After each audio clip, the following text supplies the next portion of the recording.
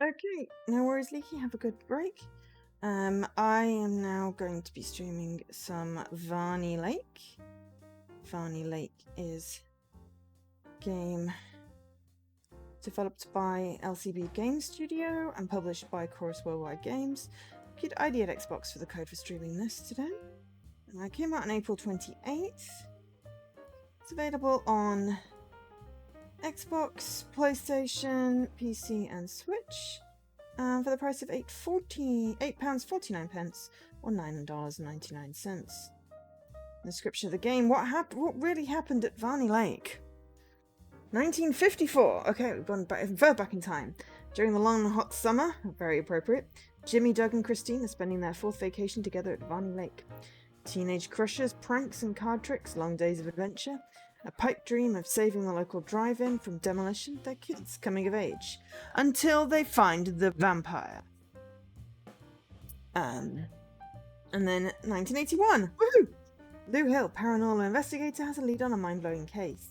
Will he be able to convince the now 40-something Christine and Jimmy to tell him the truth about that summer? Do they even know themselves? And what really happened to Doug?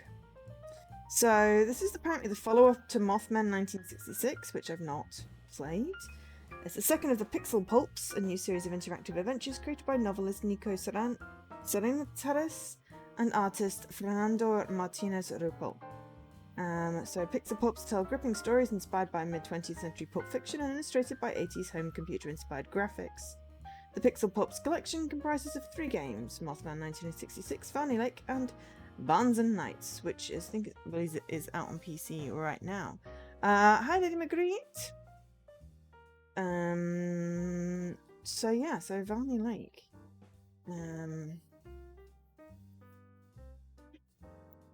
Ugh.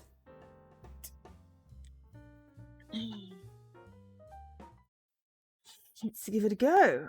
I do like the art. Inspiration. So they did find a vampire.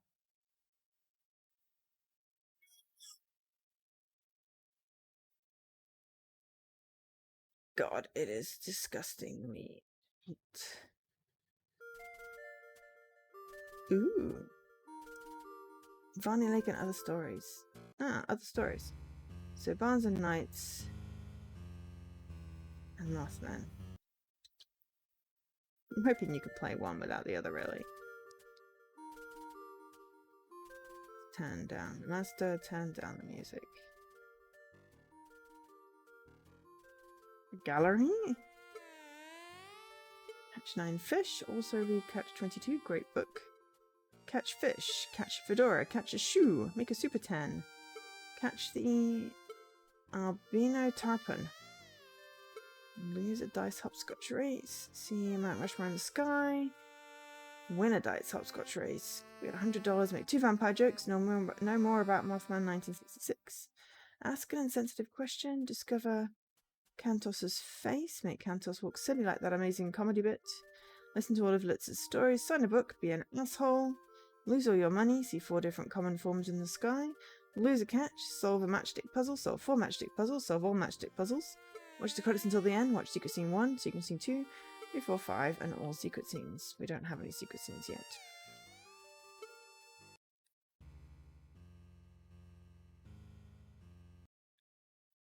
So we will load a new game.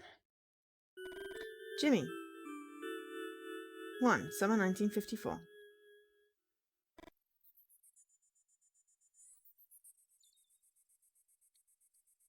Okay, so that's just a history. That is the thing, and then... okay, so visual novel. Truth or dare? Question takes you by surprise.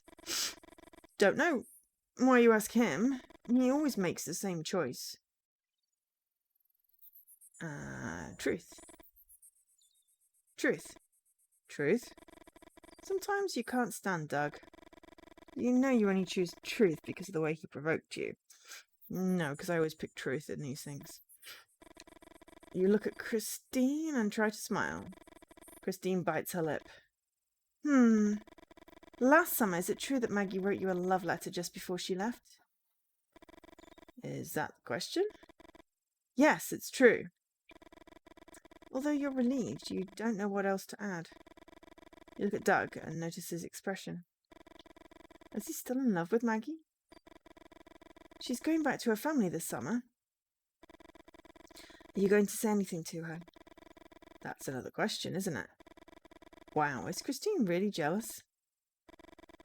You walk a while in silence. Bit by bit, your smile fades. You feel like every step you don't open your mouth is another missed opportunity. Excuse me. And you know that when you go to sleep and run the conversation in your head, 1,000 things you could have said to her will come to you. You think you hear someone whistling. Are you imagining things now? You're still bothered about yesterday. Why didn't you wait for Doug and Christine to arrive? What did you want to prove? Try to think of something else. Like your mum says, what's done is done. You clear your throat. Dear listeners. Yeah, fuck yeah. We formally kick off a new summer in Varney Lake. Doug claps his hands and Christine wolf whistles. Christine is a year and 10 months older. When you do the radio host voice, you don't feel the age gap as much. She's Doug's cousin, and this is the 4th summer you've spent together. She lives with just her mum. Her dad died in the Korean War. Doug is a few months younger than you. He's still 12, but turns 13 in a few weeks. He never knew his father, and his mother is Christine's aunt. Christine, Doug, and you are all only children, and what had started as a joke ended up formalizing into the idea of a club. So, make yourselves comfortable. Pause and point to Doug and Christine. The all-new adventures of the Only Child Club are about to begin. Oh, it sounds like an Enid Blyton book.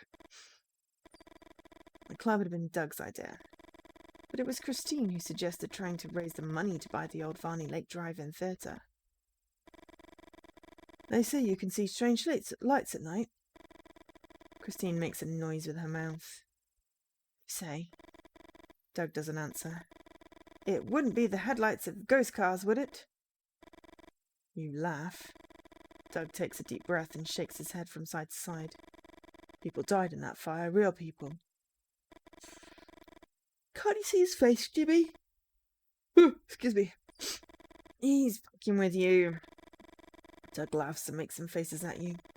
You let out a laugh and threaten to punch him in the stomach. You get to the old sycamore tree and try to erase the memory of that time when you chickened out of kissing Christine.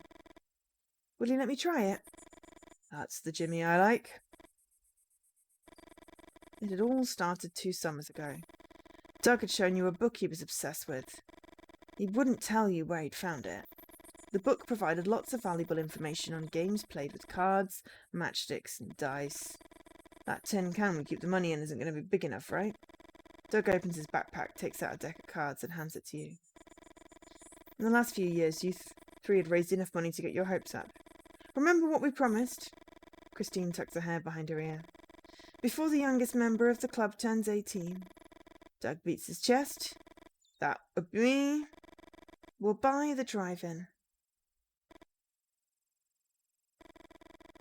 The solitaire game I invented is going to make us so much money. It's called Solitaire 10. You'll see why. The idea is to start from the card you turn over and try and add cards to get 10. 10? But isn't the jack worth 11? Yes, the jack 11, the queen 12, and the king 13. So? Doug pauses before revealing the key to his creation.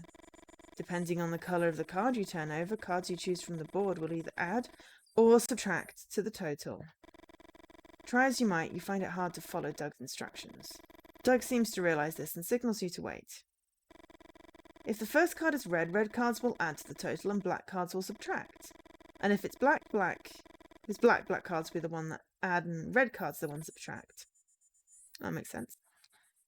I can't save yet. And what happens if you can't reach 10? You turn over a new card and continue with that one. Christine remains silent. She seems to be about to say something, but in the end she doesn't. And get this.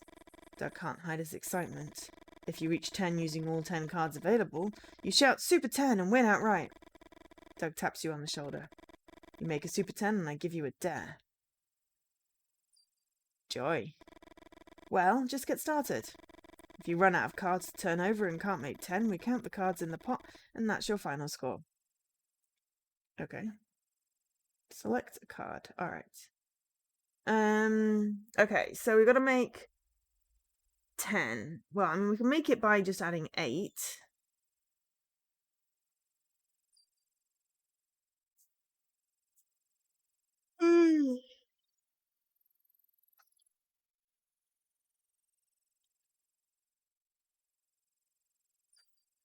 Can we make a super 10?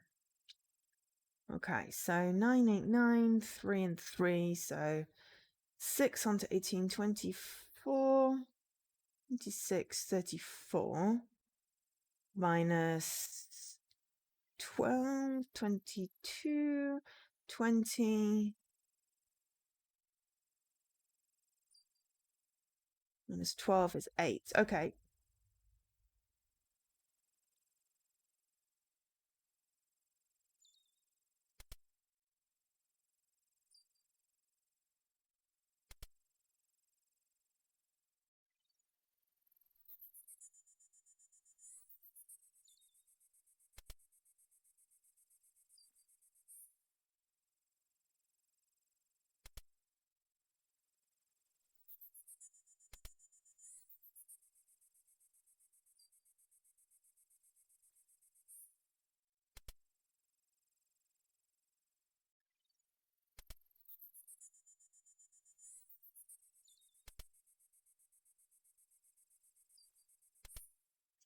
I may have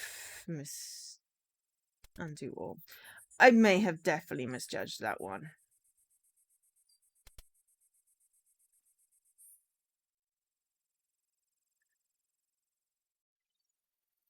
Okay.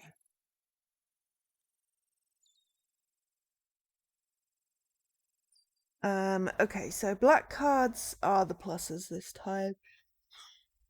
We've got 12, 24, 26, and 8 in there. I know where I went wrong. I was trying to get to 10 and bugger that up. So, we need to get 2 out of that. So 12, 14, 17, 26, and then 10, 22, 25. Okay, so we can't super 10. So we want to.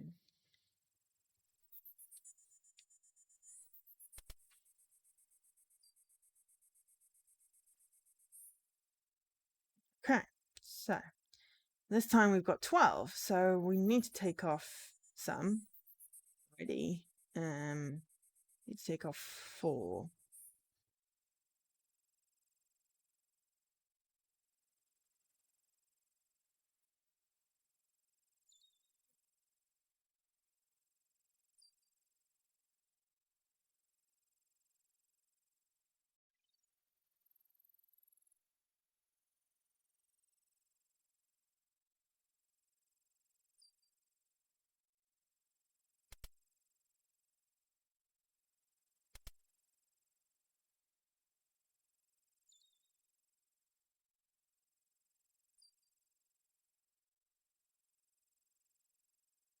Okay, so we need 4.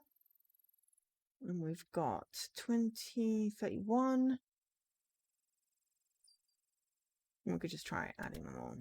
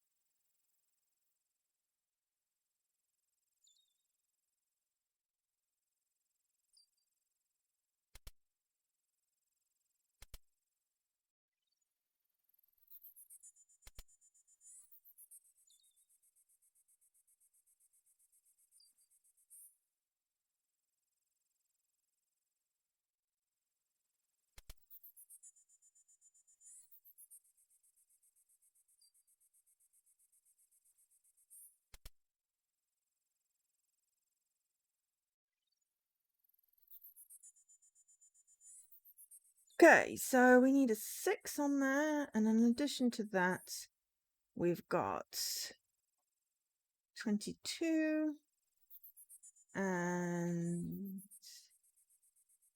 15, 23, 26. Okay, so that's not going to work. So we'll just...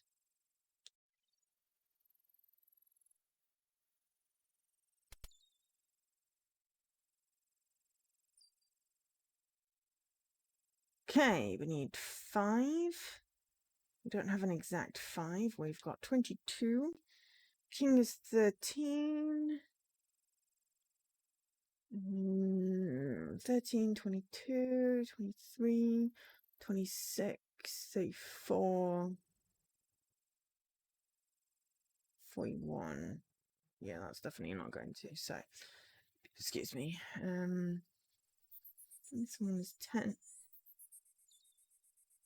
We need 5.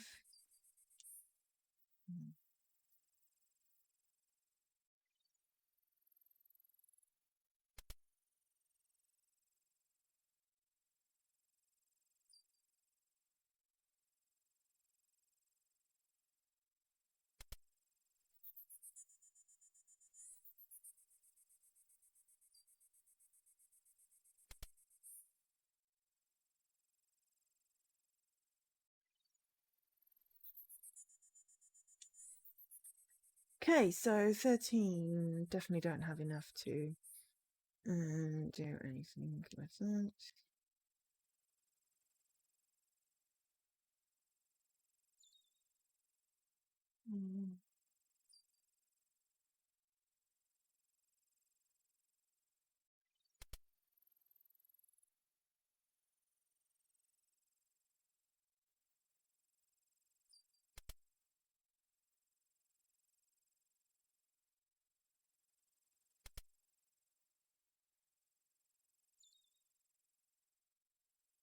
Okay, isn't enough blacks to make anything decent on that one, so...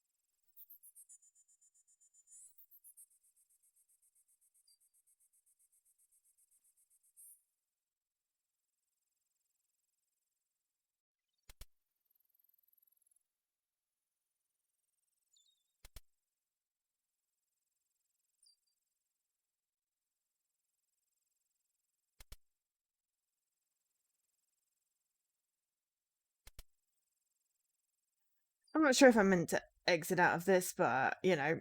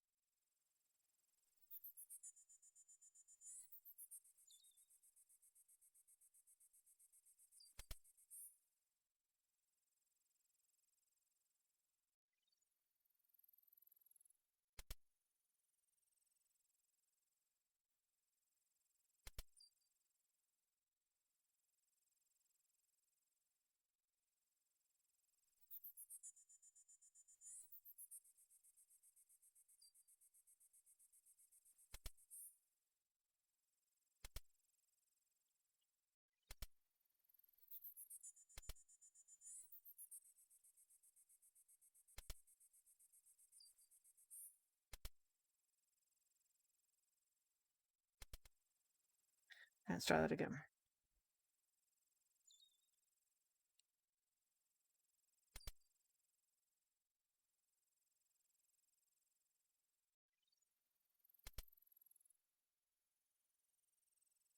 So, Joe spends most off-stream playing silly card game.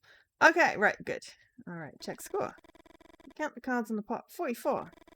Is it any good? I have no idea. Cousin! Now what?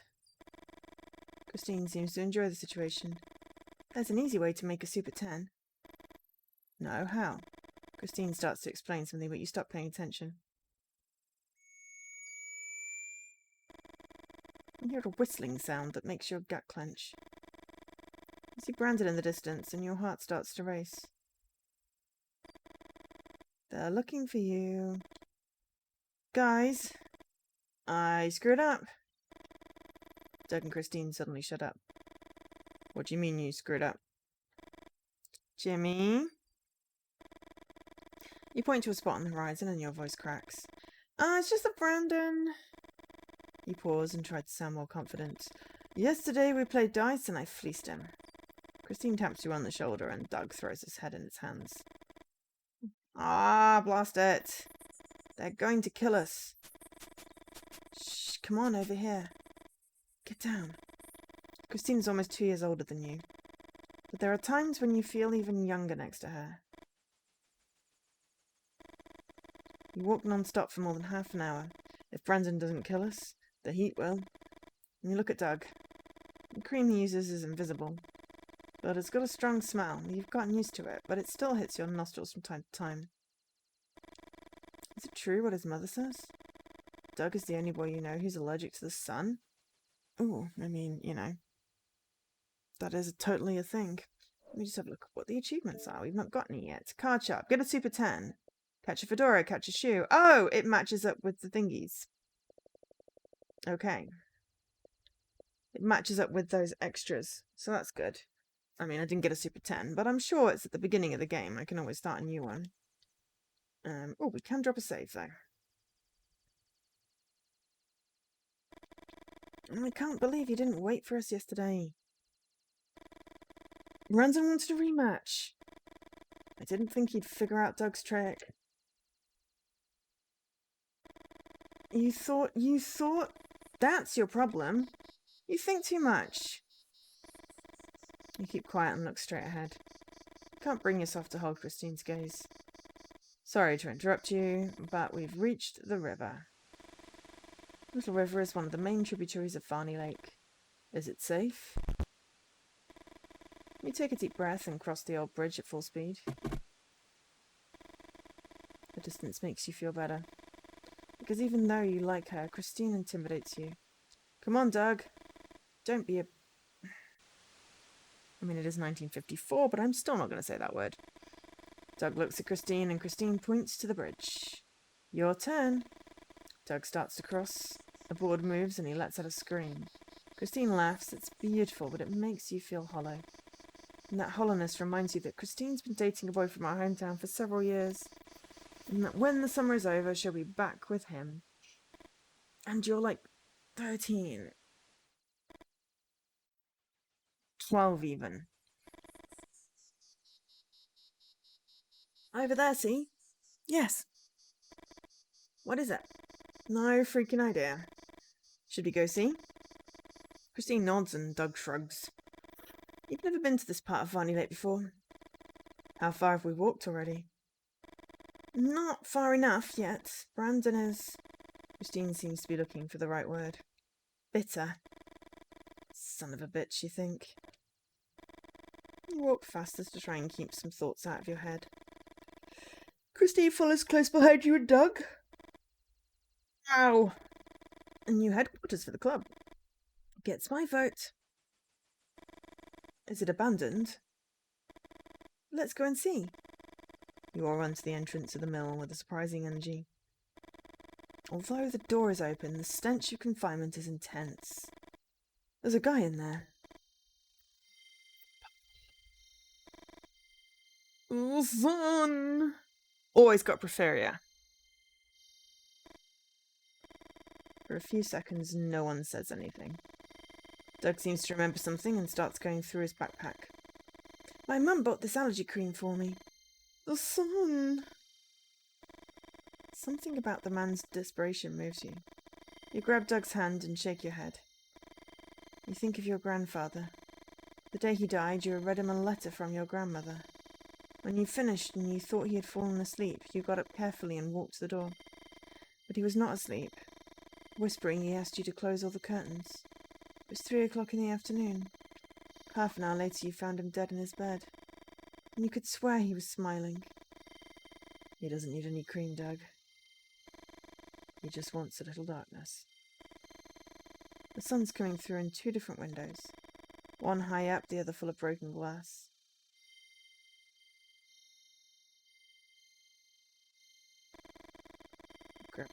Lift the blanket and shake it a little. Leave the blanket on the floor. You ask Doug and Christine for help and lift the old plough. Chat for the glass. Move it close to the window and gently rest it to block the light coming from outside. Excellent. Corner of the mill, you find some long reeds. You grab one. Use the blanket and shake a little. Cover the windows. Use reed and blanket with high window. Something occurs to you. It's the same technique your mum uses to remove cobwebs from high ceilings. Only she uses a broom and an old rag. You put the blanket over the reed and lean the reed against the wall. You try and block the light coming through the window without success. You need another reed to stretch the blanket and cover more surface area. Grab another long reed. Cover the windows. Use the second reed. Lean the second reed against the wall and tuck it into the blanket. Moving the 2 reeds carefully, you stretch the blanket to block out all light coming through the high window.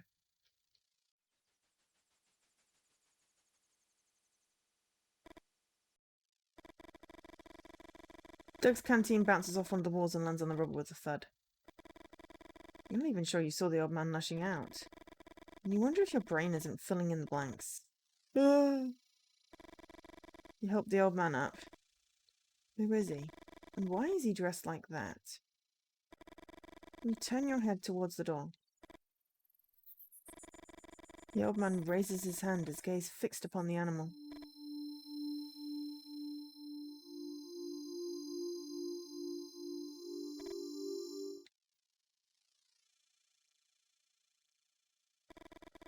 None of you move a muscle.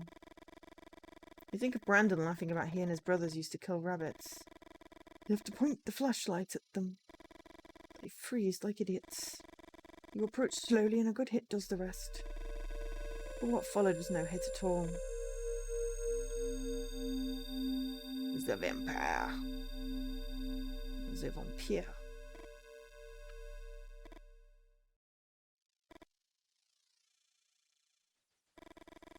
The body of the dead lay limp at the feet of the vampire. It's noon, and the same sun you blocked from the old mill shines with all its intensity over Varney Lake.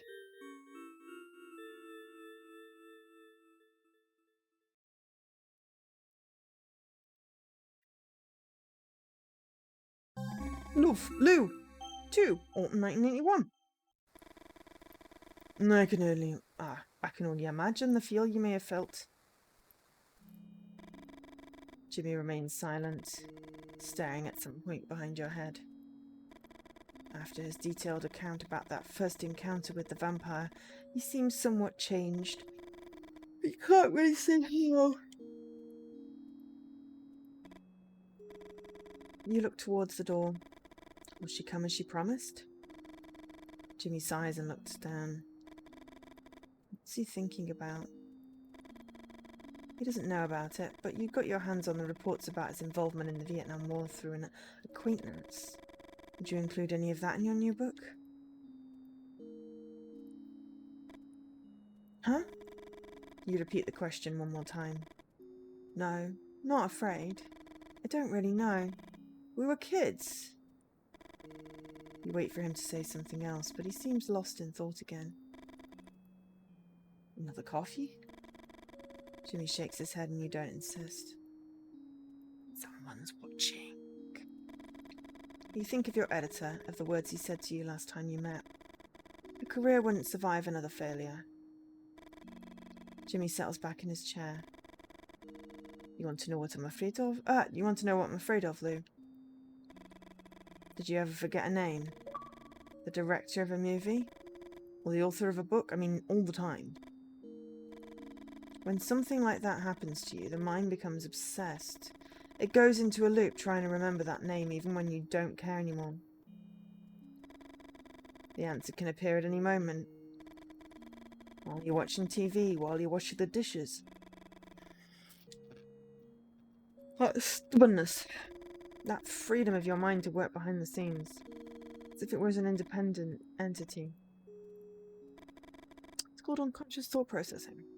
What's the limit, Lou? Does it have an end? You remain silent, feeling how the distance between you and Jimmy grows with each passing second. For you, these questions were never rhetorical. You know that there are not many people prepared to listen to the answers. There it is. After talking on the phone, you had your doubts. But in the end, she came. You had chosen this table so that Jimmy was sitting with his back to the door. You needed the surprise effect. Jimmy? You're back and you have lollies. Nice. Christine? Time seems to stand still and neither of them moves. How long has it been? 27 years. Wow. You notice the way Jimmy seems to stumble over his words. He looks really old for 39.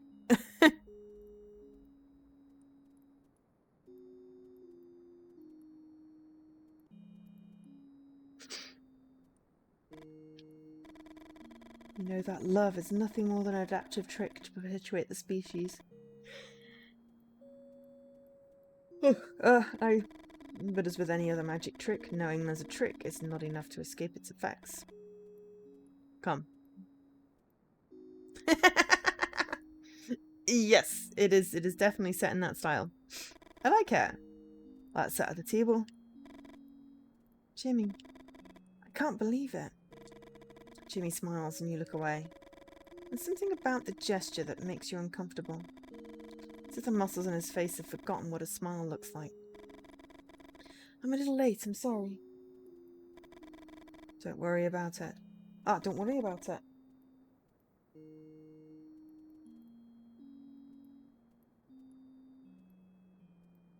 We just started. Tell Christine what you were talking about with Jimmy. That day in the summer of 1954 when you met the vampire. Did you tell him about Doug, my cousin? Jimmy nods and starts drumming his fingers on the table. Why is he drumming his fingers on the table? Although you assume it's a nervous gesture, Jimmy's fingers seem to be asking something of Christine. That summer was... I'm sorry. I thought I was ready. You lean forward and take a deep breath. You know you can't miss this opportunity. You tell them what you can about your new book.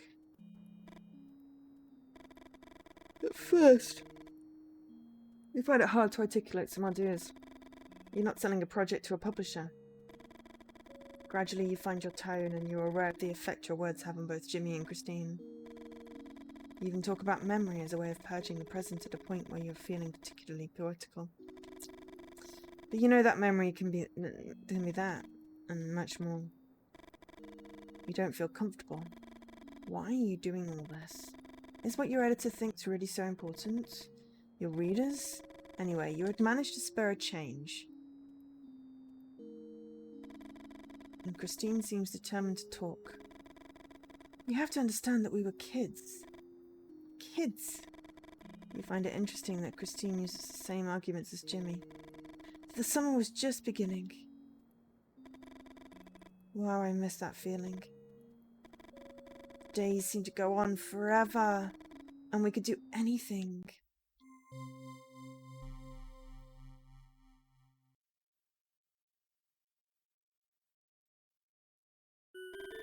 Christine, 3. 4. Excuse me. Do you think the odds are? You like this feeling? Almost as if you were floating, and everything weighed a little less. You needed this. And you know your mum did too.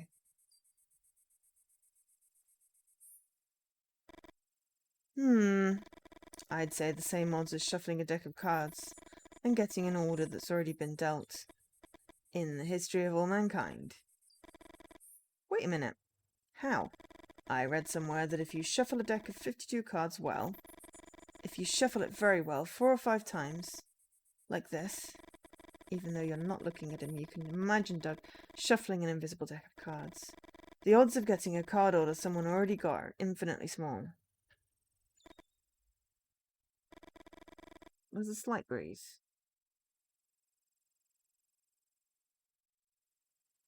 It's not infinitely small. It's certainly an order of magnitude. There's a slight breeze. You try to imagine what could be the possible configuration for you to see it. How small? It's like 1 in, I don't know, a huge number. I think it had like 67 zeros.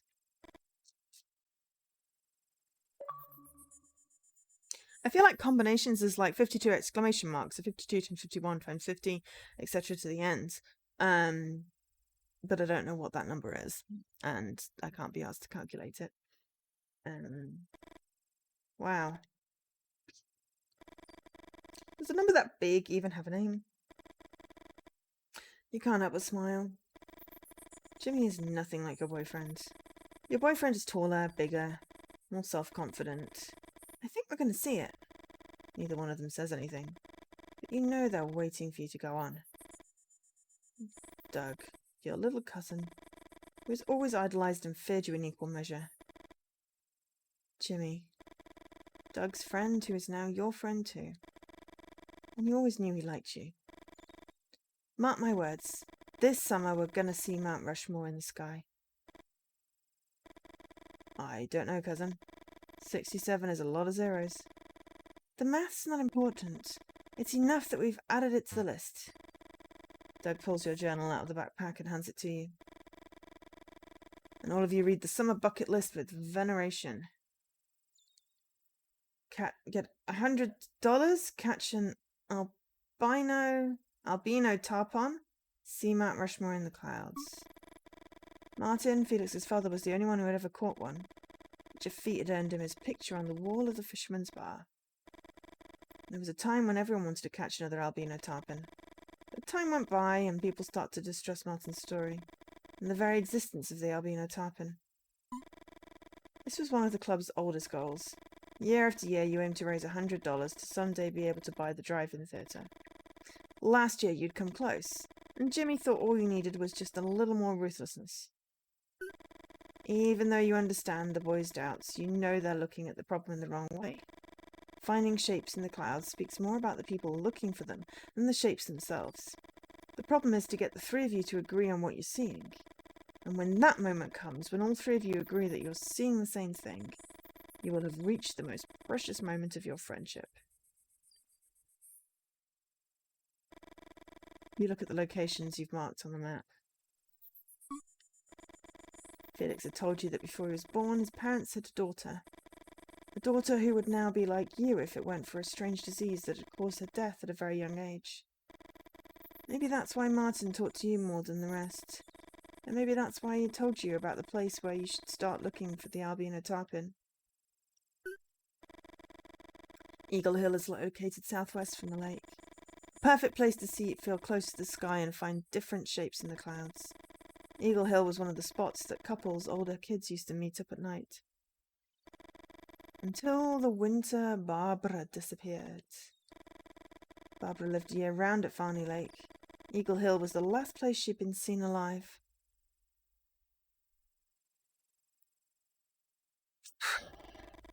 And with Brandon, no less. After ruling out Brandon as a suspect, the police believed Barbara had run away from Varney Lake. Rumour around town had it that she didn't get along with her parents at all. The general market is almost as old as the first settlement, Varney Lake. You can buy almost anything, from bread or butter to batteries or cigarettes.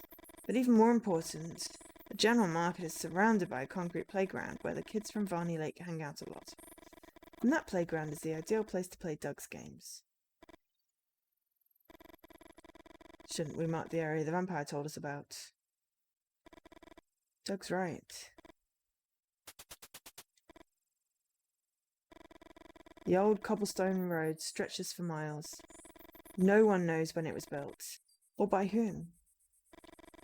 The vampire told you to follow it to the end, and to wait until it was 7 o'clock in the evening. Jimmy looks at Doug. I told my mum I'm sleeping at your house tonight. I told mine I'm sleeping at yours. Doug and Jimmy laughed heartily. Their mothers are at each other's throats and not talking. It's the perfect alibi. What about you?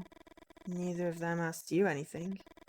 You know they do it out of respect. Your mum's usually so drunk at night that you don't have to make up an excuse to go out. Oh, stacked eyes. That's just weird. You take a deep breath. So the vampire told us about a road. But the vampire did not eat us the first time. Interesting. But there is definitely more to the story, and I'm hoping we can get a decent amount of it done in the next half hour. Take a deep breath. Summer is just beginning, and Varney Lake seems full of possibilities. Okay, so go fishing. How many fish does the old geezer want? Let me take a save in case we screw up the fishing. You'd like to say something, but you choose to keep quiet. Old geezer? Martin had lost his daughter. Christine? 9. Jimmy lets out a whistle. If we bring him 9 fish, will he tell us where to catch the albino tarpon? You nod. But how are we going to catch so many fish? Last time it was a disaster. Doug's right. But what he doesn't take into account is that Martin gave you some tricks he learned over a lifetime of fishing. Fish. Lift rod. He tried to remember his words. Don't laugh. But Martin says that to fish we have to open our senses. Do you know what synesthesia is? Yes, where you can see sounds.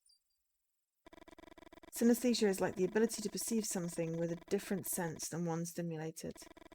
Seeing a colour when you hear a musical note, for example. Martin says that to be a good fisherman you have to develop synesthesia. Not really something you develop. When you catch something and try and pull it out of the water, there's going to be resistance.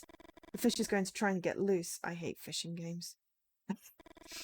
And what you have to do is imagine those movements as a specific colour. Green for a weak movement, yellow for a normal one, and red for a sudden one. As long as we respond with movements that compensate for the fish as its attempt to escape, we're going to tire it out, and we're going to be able to get it out of the water. Jimmy looks confused. After a few seconds, Doug starts laughing. You say my games are complicated. You always think of me when I'm with you fishing in a game. Thanks, Dan. You don't feel like arguing with your cousin. This is not a game. Fishing is an activity.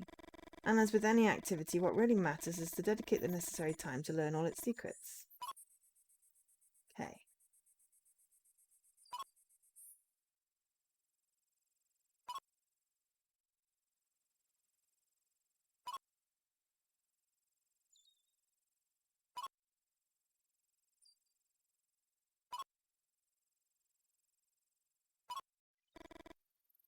I lost it because obviously I'm not. I got a bloop though. Freedom, lose a catch. Okay, fine. I'm clearly missing the whole. Is there another option to lifting the rod?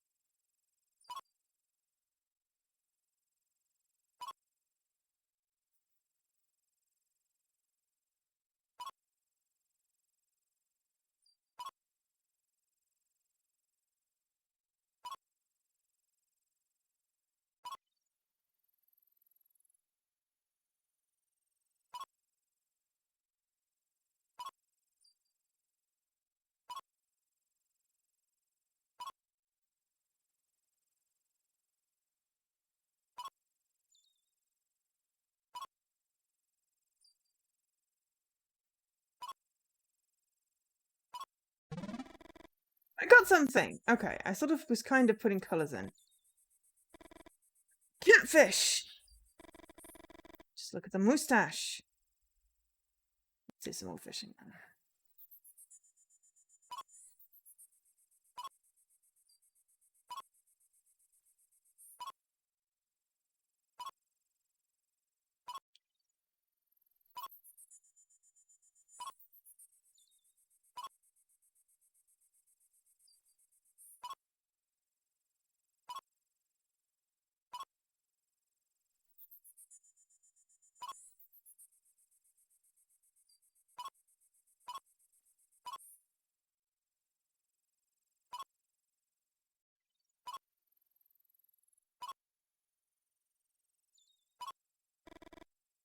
I lost it. Okay. Not quite sure whether I'm getting it, but hey, at least it doesn't seem to be massively arbitrary.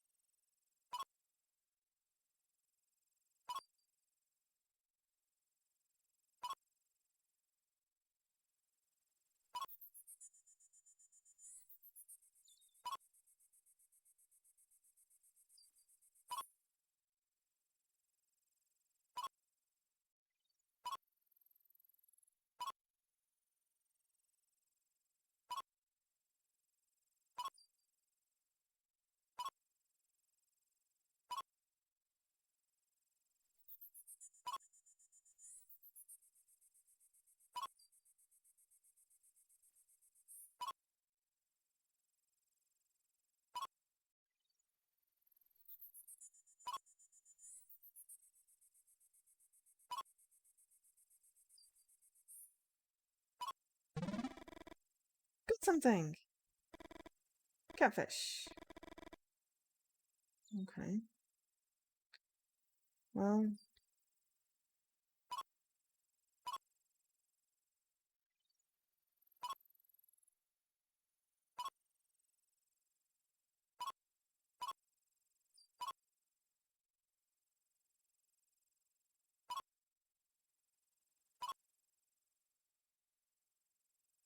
I think the blue arrow is the one that's next.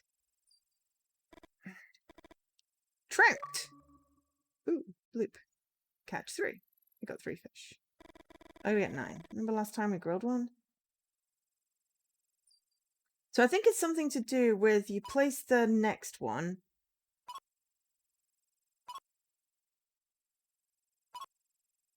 And then it's a case of what you need. You need to match that color then to the one that the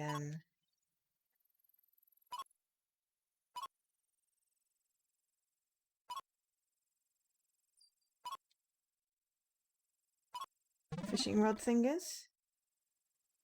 Hey case guys, how are you doing? I am catching fish. I've got 2 catfish and a trout. Got to get 9 fish. I've got 4 fish.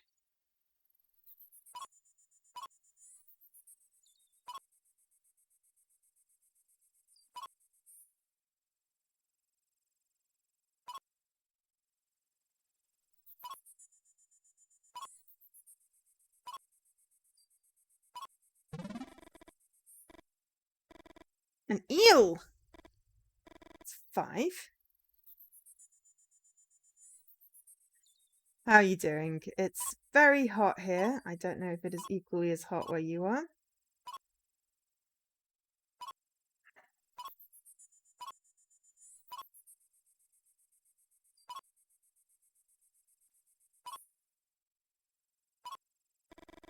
I lost it. I didn't have any reds. Even though you know you have to wait for a bite before you lift the rod. You can't always control your eagerness. Keep fishing. Ah, okay.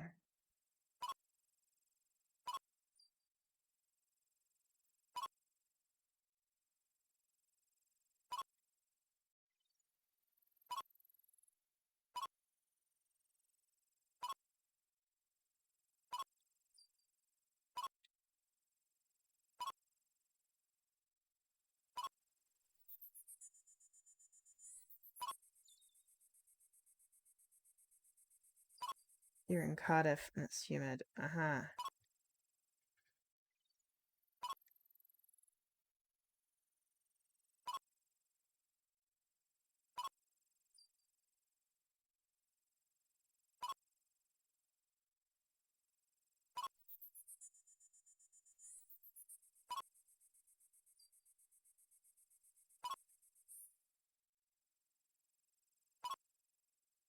I have a feeling we're not going to get that one.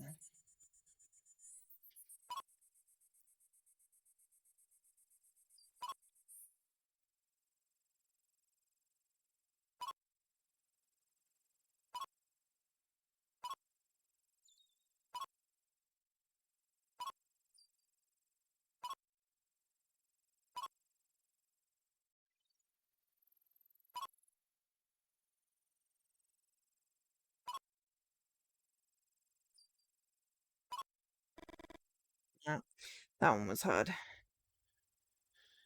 It's a bit breezier, but the hair is humid. Yeah. Yeah, it's so heavy. I know the feeling.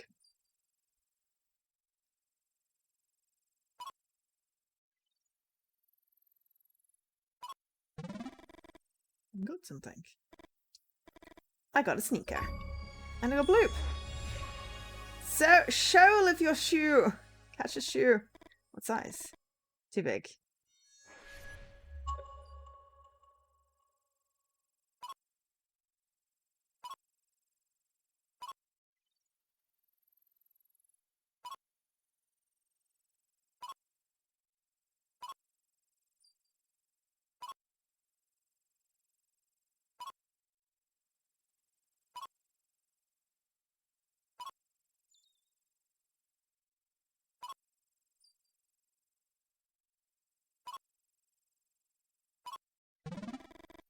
Something. I got a trapped. That's 6 fish, I think. Gotta get 9 for the old man, so it'll tell us where to get the fancy fish. Oh, I did it too soon.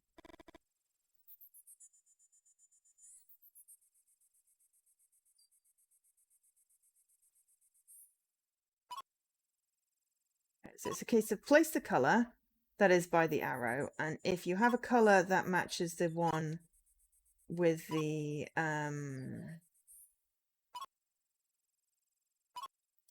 fishing hook thing, then select that, and the matching gets you up.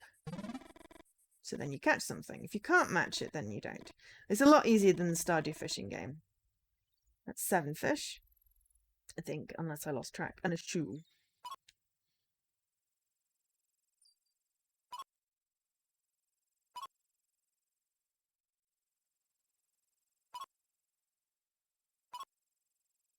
Which just, for some reason, reminds me of Black Books, where I was eating scrambled eggs.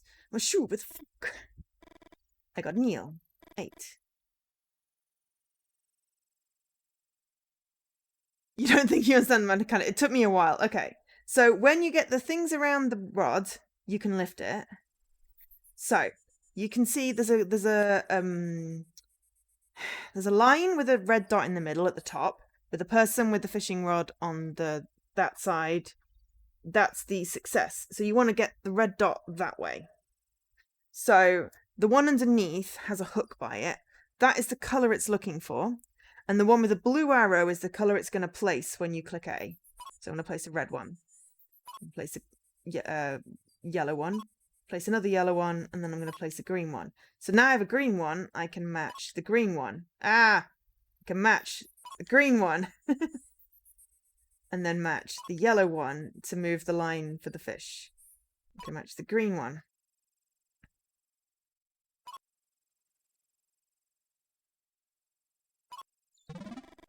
And then I catch something.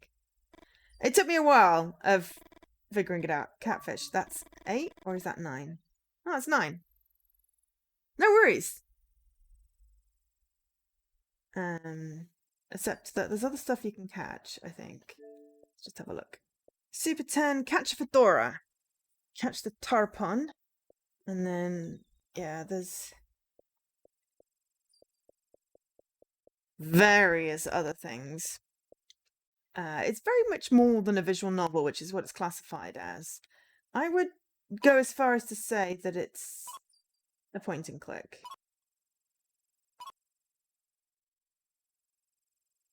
Very basic one, but point and click nonetheless.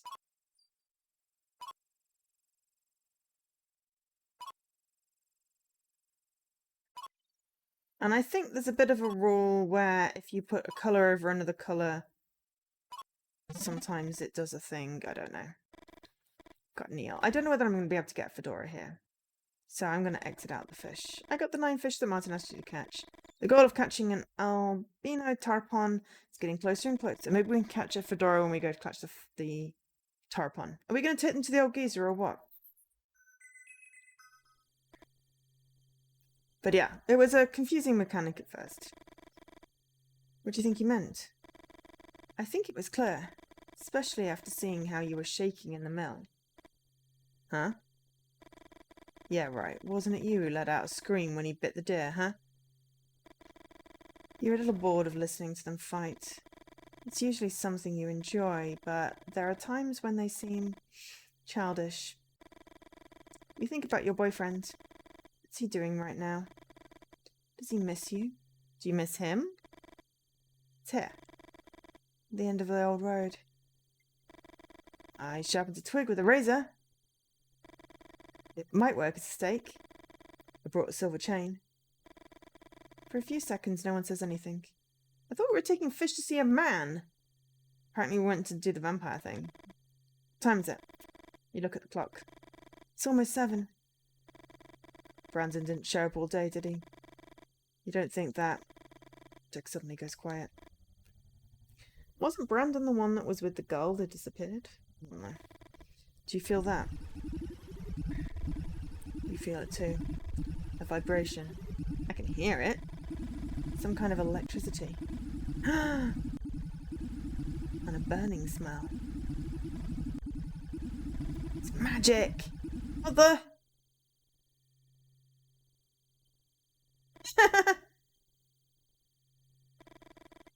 Come here, come on! Jimmy still surprises you. A few minutes ago he seemed... What word did you use? Childish? Now you don't quite know what to think. What do you think? Should we go in? Let's go in. Sure. You nod your head. No, we'll save. We said that we're going in, but we'll still drop a save, because why not? I like saving stuff. Jimmy takes a step forward, but Doug grabs him by the shoulder. Shouldn't we wait until we're invited? That's funny. I thought only my kind had to worry about that. Come with me. You look at Doug. Doug looks at Jimmy. And Jimmy looks at you. Jimmy strides forward and forces you to take a few quick steps so as not to be left behind. Wow. Yes, wow. So, in case you are new to the stream, or just new into the stream today, we are playing Varney Lake. Thanks to ID at Xbox, we currently have 4 achievements for catching fish. I mean, you know, why not? And this is like a... based off like the old school punk... Not punk. Not the word I wanted. What's the word I wanted? Pulp! Pulp! Pulp fiction. This is 1954, and it flashes forward to 1981. Wow, you feel small in there. Yes, if you played Mothman 1966, it's the same people. It's the middle one in a trilogy, but I don't think you need to have seen Mothman to play this. I think it's just the same style. You've never seen a house with such high ceilings.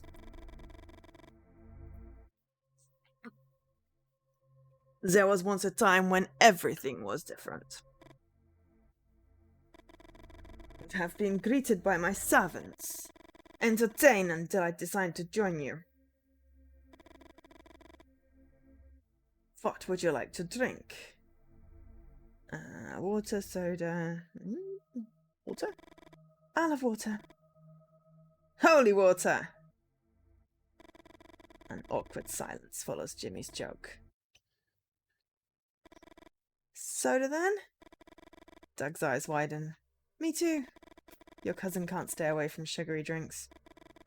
Let's make it 3 sodas. To keep things simple. You tried to make up for Jimmy's attitude with a smile. Maybe there's some in the pantry. I'll be back in a minute. As soon as the door to the huge dining room closes, the 3 of you jump out of your chairs. How old is this furniture? Who are all those people? Did you see the little bats on the chairs? None of you can contain your amazement. After all, you're in a vampire's house. Holy water. Doug lets out a hiss and you can't help but laugh. I'm sure he's been thinking up vampire jokes all afternoon. Jimmy doesn't say anything. There's an achievement for making at least 2 of them, so... Jimmy doesn't say anything and your laughter doesn't last long. The silence is oppressive. You wonder if the walls of the dining room had ever heard the sound of people laughing. You unconsciously fondle with your bracelet, and you're thankful it's silver. The door opens and none of you say anything. You are lucky. I found carbonated beverages in one of the pantries.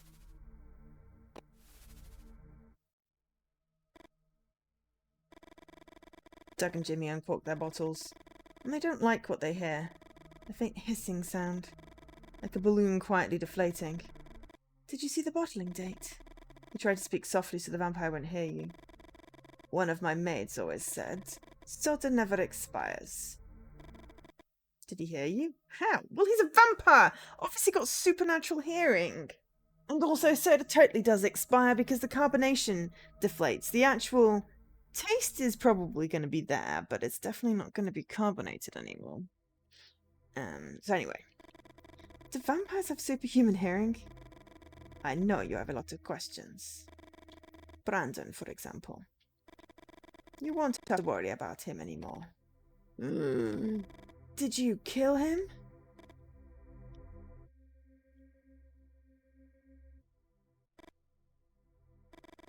What do you think I am?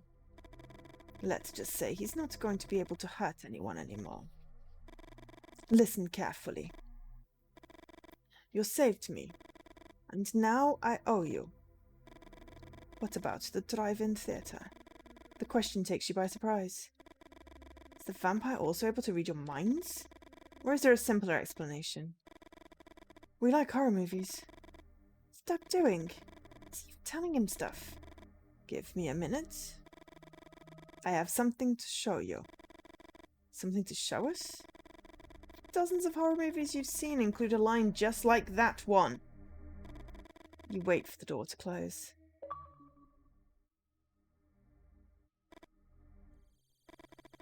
And you don't have to say anything.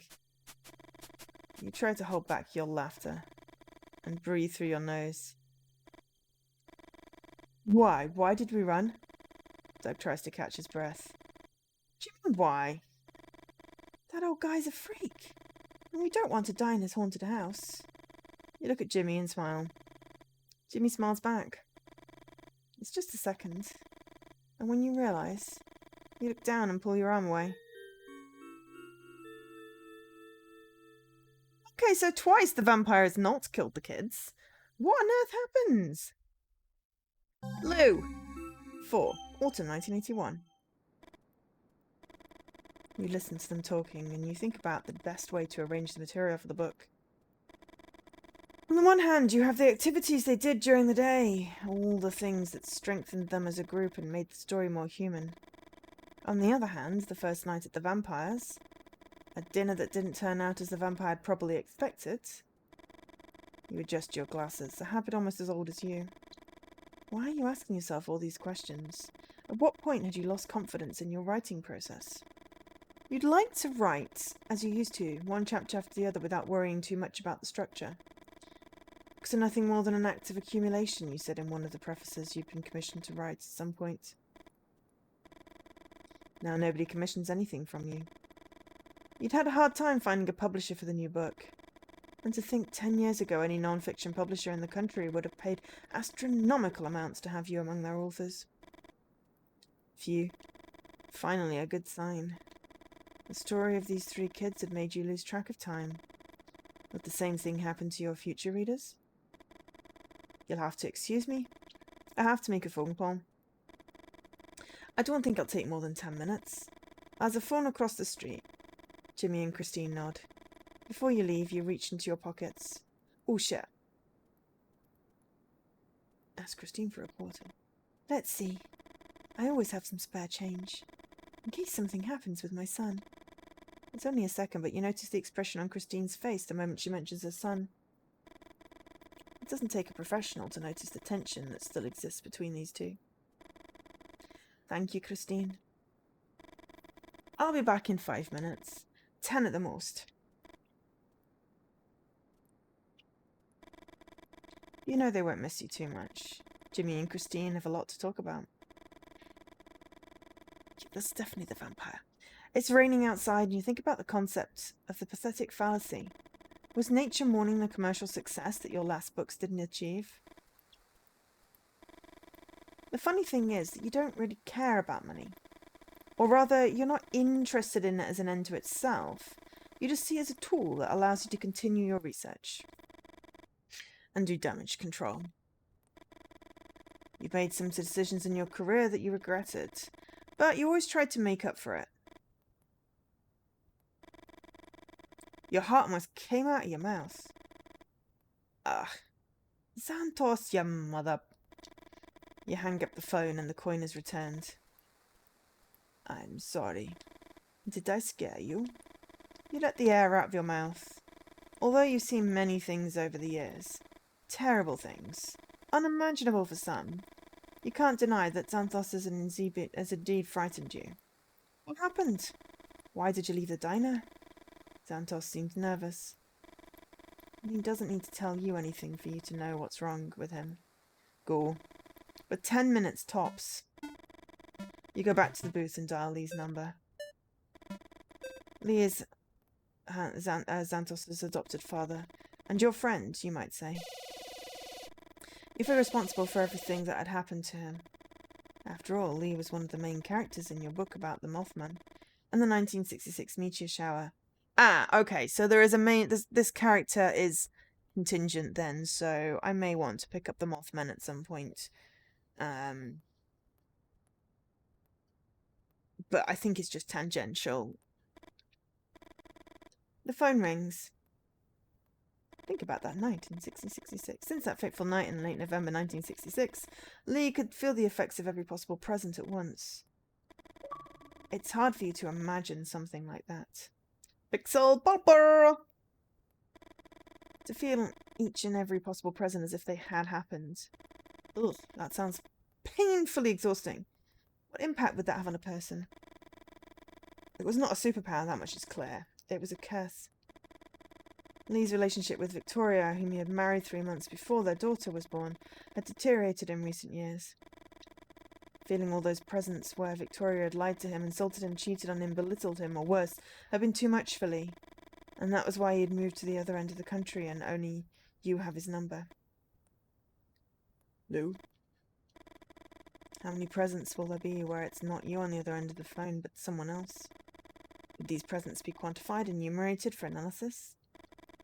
You shake your head, trying to concentrate on the conversation, and to stop thinking about all the possible ramifications that every act, no matter how small, might have. Did you think I'd forgotten? Lee laughs, and starts telling you about the last stories he read. Lee is a fan of crime fiction. You'd given him several dozen issues of the Ellery Queen mystery magazine, and you call him religiously for him to let you know what happened in the stories he likes the most. Lee needs to talk. He needs to be in contact with another human being. It was the least you could do after ruining his life. What about my son? Is he learning anything? You notice his voice breaks when he mentions Xanthos. You tell him he is, that he's helping you observe the people you're interviewing. As if he had been summoned, you see Xanthos walking across the street. You cover the phone with your hand and call him. You say Jimmy's name and make a gesture for Xanthos to watch him. Xanthos nods and you go back to talking to Lee. I don't want to take anything for granted this time. Lee doesn't respond.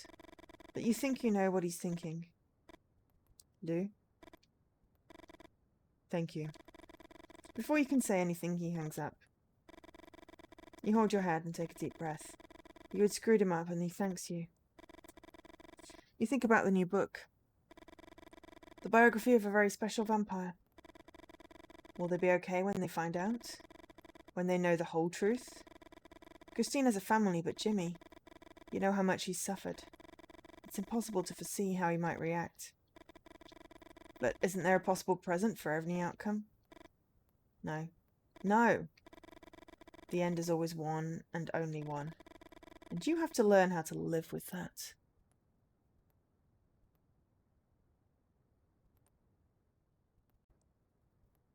I think that's kind of the perfect place to end. We've done about an hour and a quarter on each, but that just felt like a really good point in the conversation just to stop. It's intriguing. I'm intrigued. I'm very much intrigued, and will play more off stream. And if you want to find out more, then you're gonna have to get Varney Lake yourself. And also, if you're interested in the bright lights of Svetlov, you can play Solitaire 10 from the main menu. Hi, Jessie. Bye, Jessie. I don't know whether you had issues. I was having issues with Twitch earlier. Apparently the US and Europe weren't talking to each other. Yeah, so that's the end of my stream today. It's really hot. I'm just gonna probably turn all the fans on and eat ice cream in bed or something. That was Bright Lights of Svetlov. Thanks to Sometimes You for the key. There is an extra code in the channel point redemptions if you want to play that yourself. And then also Varney Lake, thanks to Ideal Xbox.